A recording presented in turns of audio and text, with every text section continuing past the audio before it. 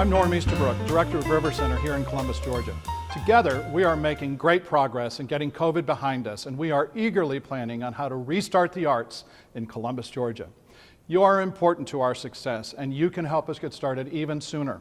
I join with my colleagues here and across the country and throughout the arts and entertainment community in encouraging you to please take care of yourselves and others by getting vaccinated as soon as you possibly can.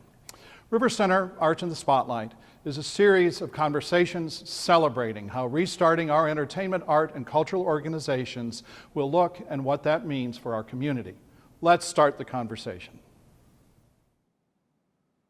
Today's conversation is with Jordan Johnson, who is a co-founder together with Christian Harvey of the Black Schwob Society here at River Center and with CSU.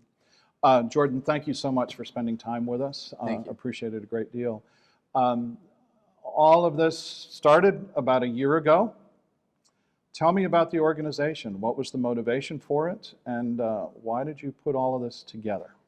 So I think the motivations, I think there's three big things. I think there's the murder of George Floyd. That really shook the community and led to a lot of just social unrest. The next part was there's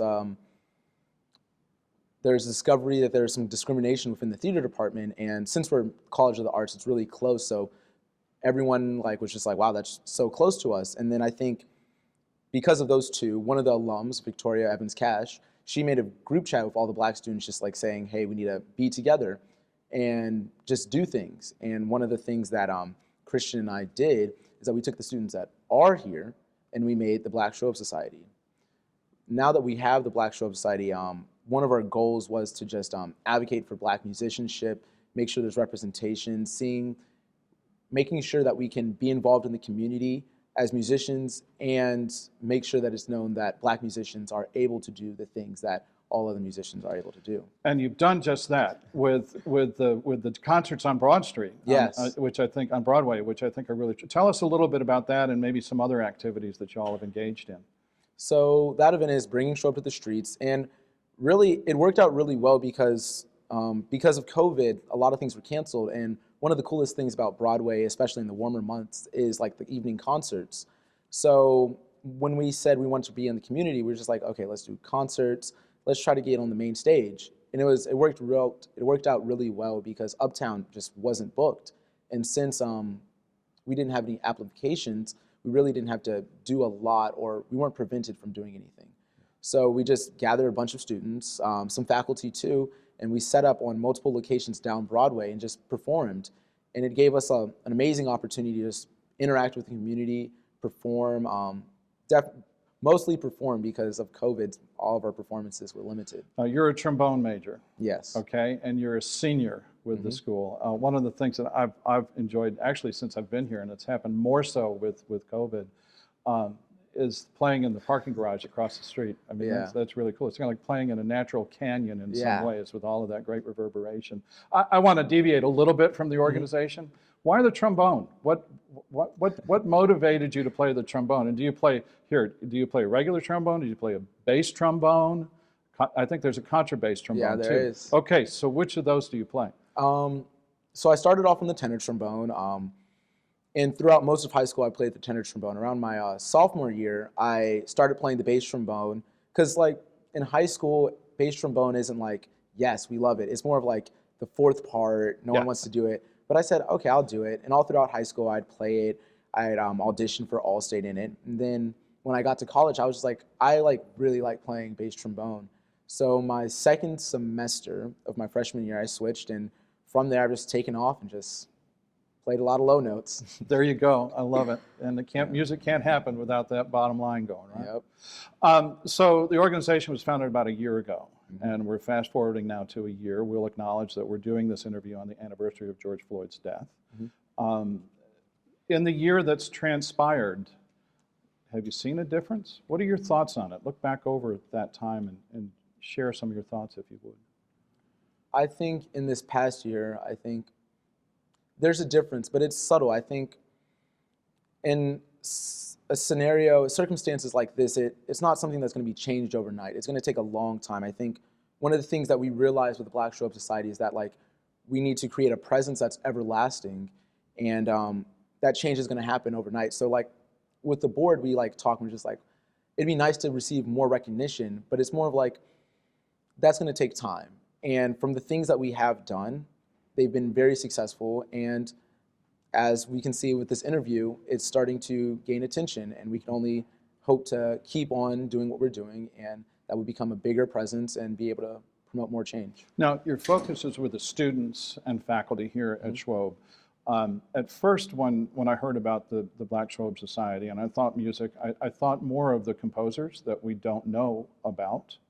You know, and I think in a way, you know, we listen to music and music is music, and we really don't see color in who wrote that, but there's a tremendous heritage in musical composition.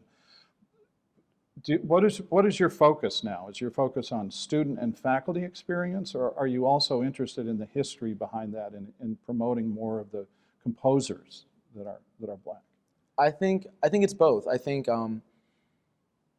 we definitely have to make sure that the students and faculty, they're always promoted and feeling great. But I think you bring up a really great point, the composers. One of our goals is to commission a piece. It's currently in working. It's a long process, so we can't give any definite answers in regards to that. But another one of our goals is to have concerts where we have Black composers performed. In February, we had a convocation that was basically a Black Schwob Society convocation. We had Black artists performing in most of the pieces were Black composers. So I definitely think to promote the composers is one of the missions, because Yes. I know I spent some time with the symphony, and they were doing the music of William Grant Still. And as we dug deeper into that, there was a whole vernacular, there was a whole experience behind the music that we did not know about. Yeah. And it was fascinating to me, and I think it makes what we do richer. What are the greatest needs right now for music students that are part of your organization and connected? Give us one or two top things that we should respond to, or you feel we need to respond to.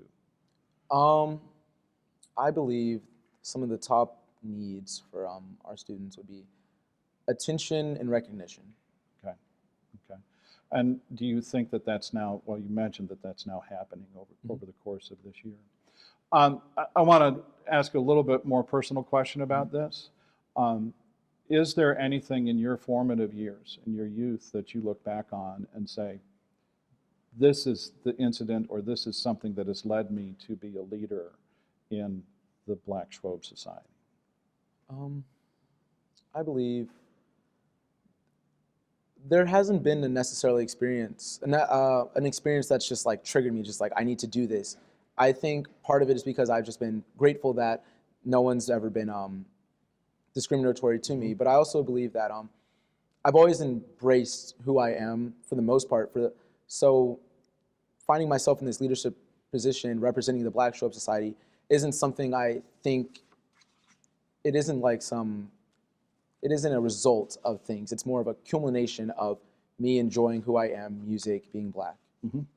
I wonder, during all of this time and during this year, was there a piece of music or anything that you kept returning to that helped carry you through this past year, or an activity that you engaged in that helped you kind of cope with the earth-shattering changes we've had since COVID, and also as we begin to look a little bit more at the role of race in our society?